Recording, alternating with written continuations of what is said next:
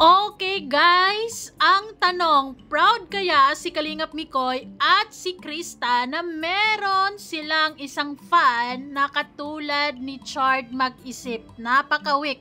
Basta para sa akin, never tolerate this kind of attitude dahil napaka-toxic nito sa community. Mawawala ng kaibigan ang mga ludi natin dahil sa mga ganyang iniisip. 'Di ba? Anong akala mo kay Bridget? Ganun-ganun na lang at hindi ka talaga nahiya sa petition itigil ang pagsama kay Bridget sa mga vlog? Kalinga Prob yarn. Anyways, bago ang lahat, don't forget to support and subscribe Kuya Val Santos Matubang at Aid na Vlog Kalinga Prab at sa lahat ng Team Kalingap. Syempre guys, salamat sa support at pagmamahal nyo sa aming mga Kalingap reactors. So ngayon, pag-uusapan natin ang isang post ng Mikris fan ko no, pero weak.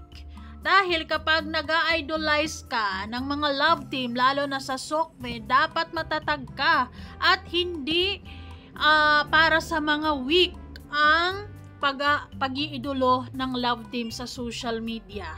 'Di ba? Kasi tulad ng sinasabi niya diyan, ito yung tinutukoy sa live ni Kalingap Mikoy, paano makakatanggi si Mikoy, ang manok, kung ang bigas na kusang lumalapit. Petition itigil pagsama kay Bridget sa vlog. O, diba? Demanding.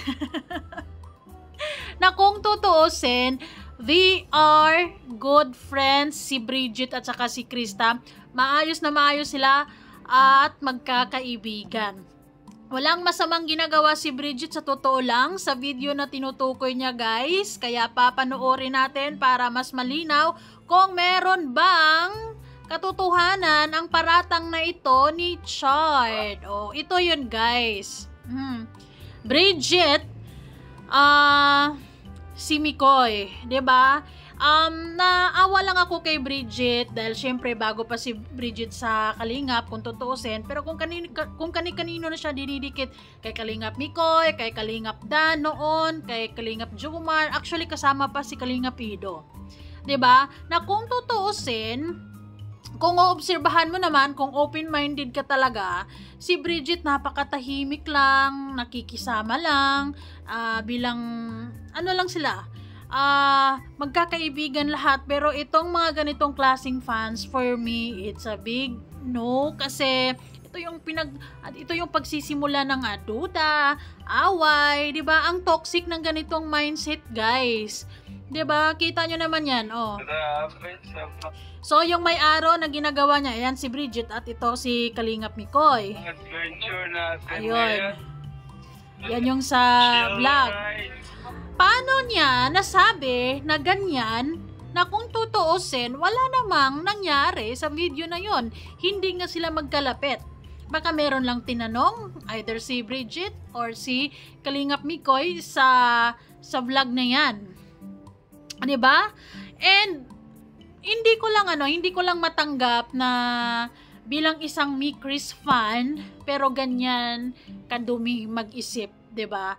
And to think yung pinag-iisipan nila ng masama, yung taong masasabi ko na close din sila ni Krista, at saka siguro naman si Bridget ay hindi din naman niya gagawin yung mga bagay-bagay na yan. Nag-iisip din yung tao, my goodness naman. Diba? So, nagpapaiwan ang Beshua para makasabay Mikoy. Yan si to.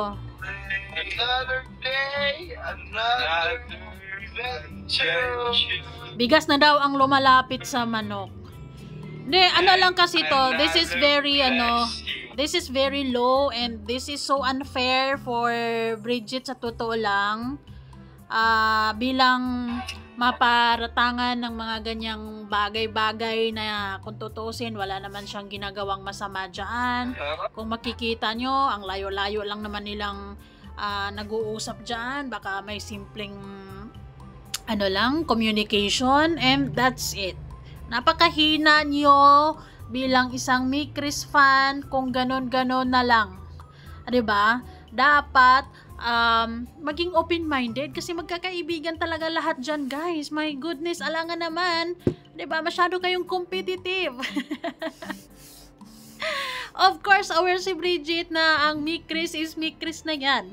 Hindi na yan pwedeng maagaw pa. Dahil si Kalingap Mikoy, siguro naman, 'di ba, maayos naman ang pag-iisip ni Kalingap Mikoy at hindi niya ipagpapalit yung honey niya sa kung sino man. Darating din yung para kay Bridget sa tamang panahon.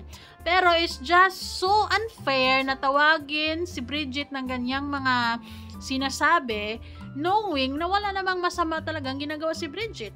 Siguro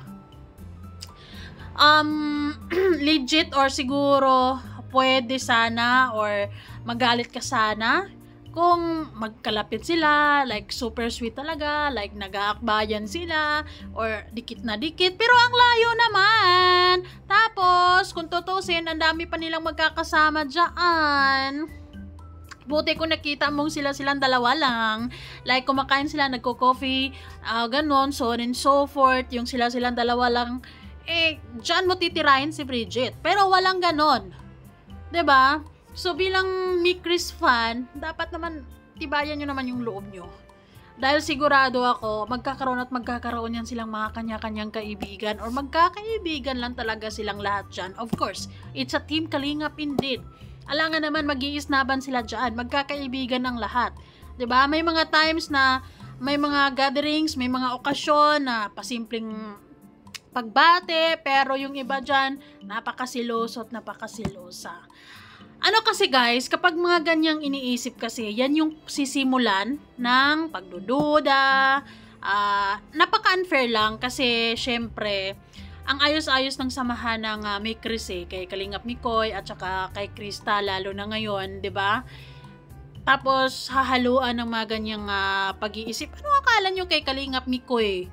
Ganon na lang yon kadali, ganon na lang kabilis ang mga bagay-bagay.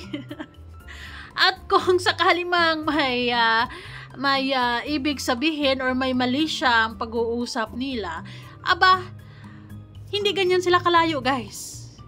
'Di ba? Hindi ganyan. Ang layo-layo ng pag-uusap nila kung mapapansin nyo. 'Di ba? Ang layo lang. Yan si Bridget, yan si Kalingap Mikoy. Napakalayo lang. Kaya sana sa mga Mikris fans siguro, pati na yung mga Mikris fans talaga, yung sulit talaga ha, yung talagang totoong-totoo, yung talagang positive, ay hindi magiging proud sa mga ganyang pag-iisip dahil napaka uwi, may malang. Wala man lang isa to sa mga ano ba tong tawag sa fan na to? Very protective, OA, ganon. 'Di ba? Masyadong panatiko o talagang basher lang. Dahil kung Mikris ka, talagang ang attention mo, focus mo, Mikris lang, kay Krista at saka kay Kalingap Mikoy malamang. And syempre sa ngayon, tandem pa sila.